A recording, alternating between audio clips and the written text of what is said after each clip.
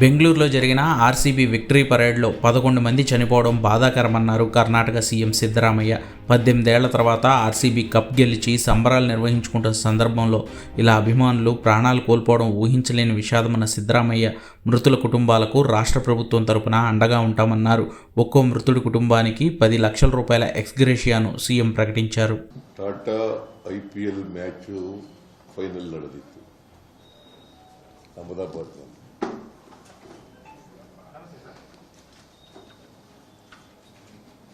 ಇವತ್ತು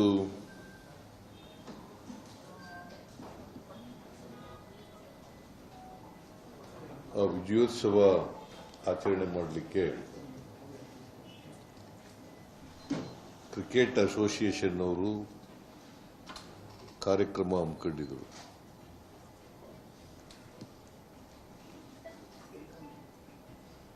ಸರ್ಕಾರದ ವತಿಯಿಂದ ಕೂಡ ಕಾರ್ಯಕ್ರಮ ಏರ್ಪಾಡು ಮಾಡಿದ್ರು.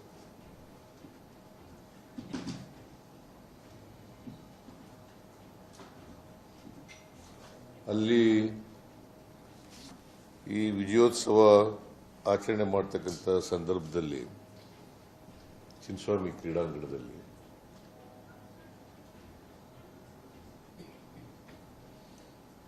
ಬಹಳ ದೊಡ್ಡ ದುರಂತ ನಡೆದಿದೆ.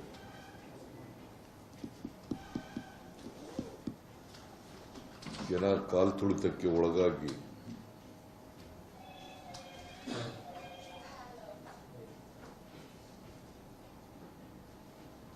ಹನ್ನೊಂದು ಜನರು ಮೃತಪಟ್ಟಿದ್ದಾರೆ.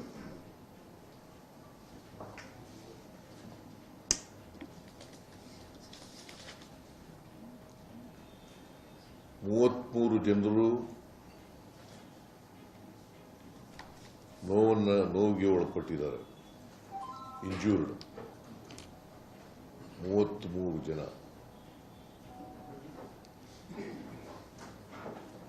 ನಾನು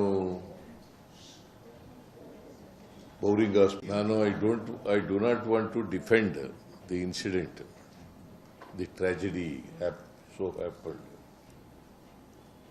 I do not want to defend, I do not want to play politics in this. Our government is not going to play politics in this.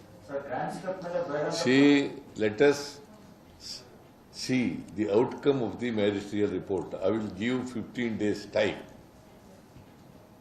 Sir, is there preliminary information? What exactly happened during the stampede? So what created the chaos? Which game see, ಅಲ್ಲಿ ನಾನು ಈಗಾಗಲೇ ಹೇಳಿದೆ. There are only small gates. I hope that you have visited the cricket stadium. There are small gates. The people entered through the gates.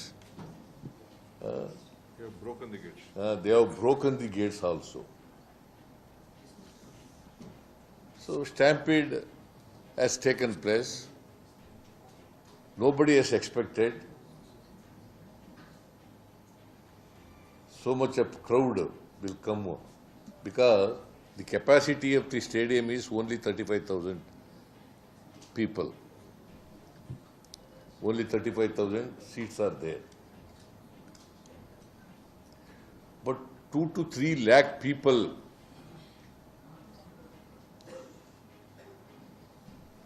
have come to participate in the celebration.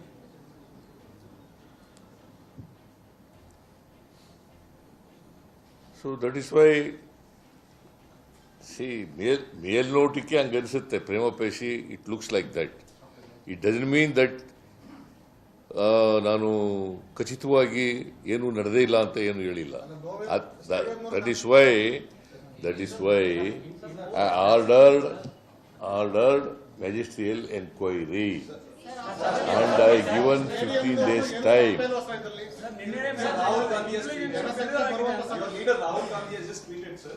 Every safety protocol for public event must be reviewed by the government and strictly enforced.